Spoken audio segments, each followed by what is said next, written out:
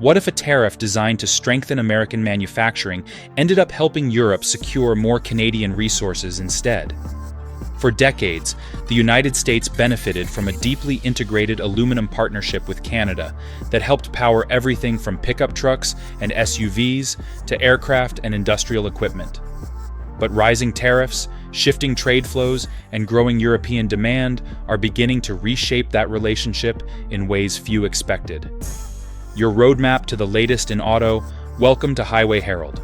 Today, we're breaking down how Canada's aluminum exports are shifting, why Europe is securing long-term resource agreements, and what these changes could mean for vehicle prices, manufacturing competitiveness, and North America's industrial future.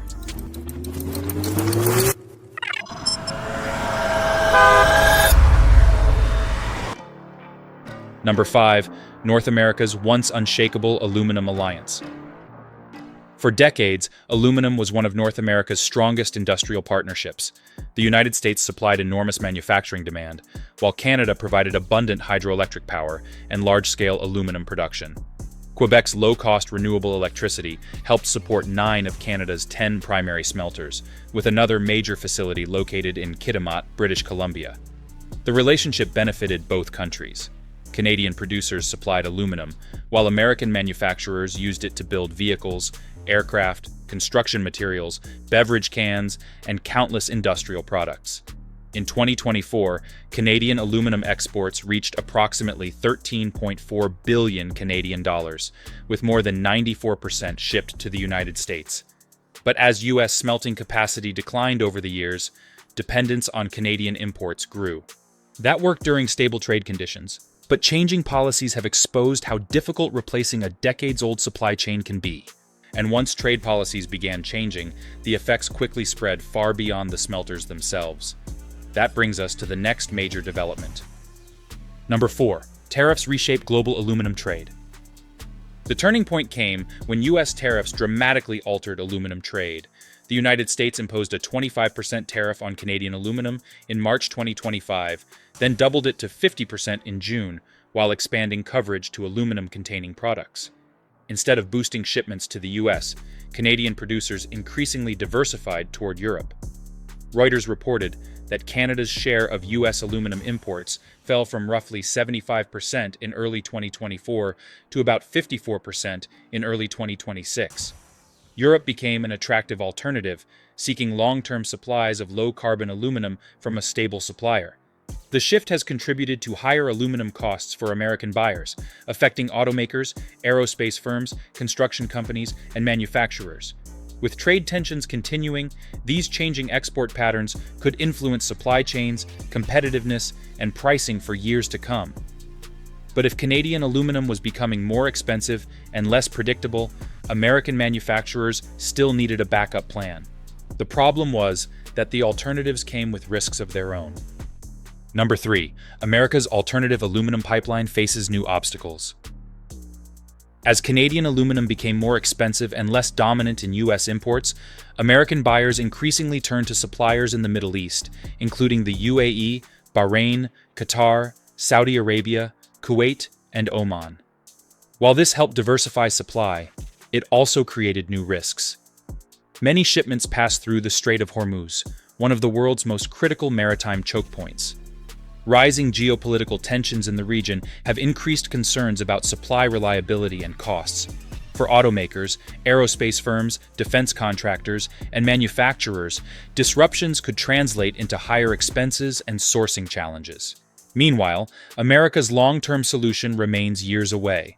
A proposed $4 billion aluminum smelter in Oklahoma has encountered legal obstacles and would take years to build.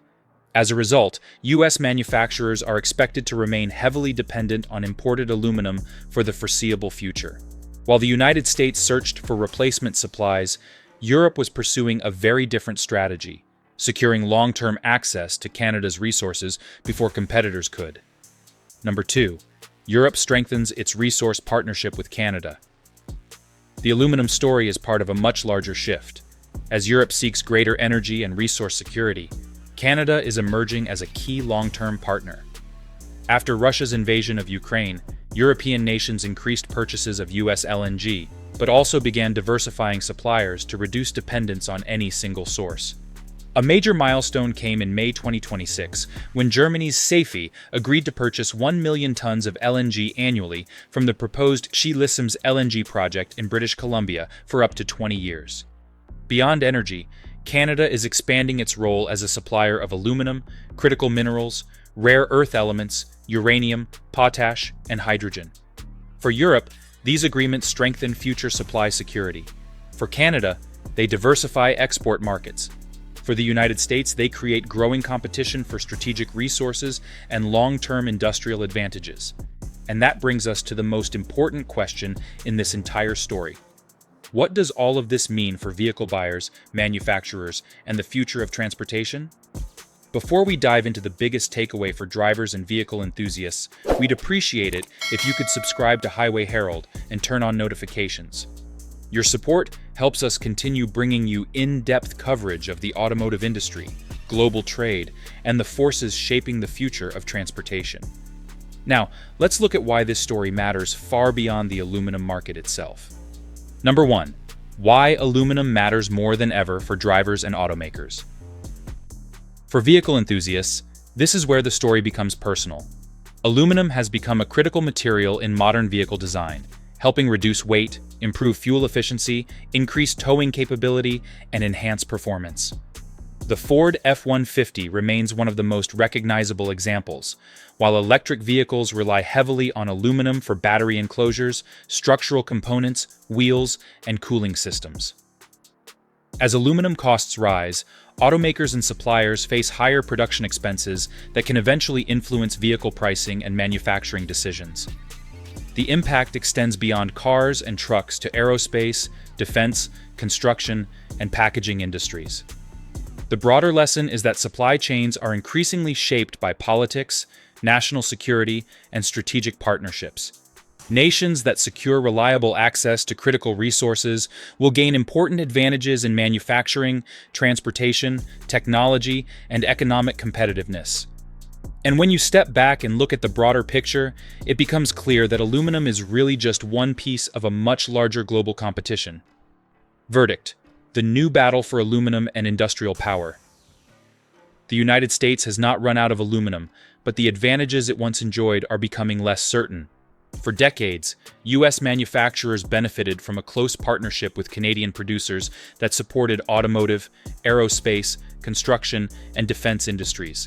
Today, tariffs, rising costs, geopolitical uncertainty, and Europe's growing demand for strategic resources are reshaping that relationship. Canada is diversifying its export markets, while Europe is securing long-term agreements to strengthen future supply security. The bigger story is no longer just about aluminum production. It is about controlling trusted supply chains that will power the next generation of vehicles, energy systems, and advanced manufacturing. Supply chains are already changing. The real question is, which countries and industries will benefit most from those changes? The nations that secure reliable access to critical resources today may gain significant advantages in manufacturing, transportation, technology, and economic competitiveness for years to come. Now we'd love to hear from you. Do you think rising aluminum costs could eventually push vehicle prices even higher? Should the United States invest more aggressively in domestic aluminum production or continue relying on global suppliers? Could Canada's growing partnerships with Europe permanently reshape North America's automotive supply chain? Share your thoughts, experiences, and opinions in the comments below. We'd love to hear from you. If you enjoyed this update, be sure to subscribe to Highway Herald and turn on notifications so you never miss our latest vehicle updates, industry analysis, and breaking automotive news. Thank you for watching Highway Herald, and we'll see you in the next update. You can now check out any of the videos on the screen. There's more exciting and informative content waiting for you.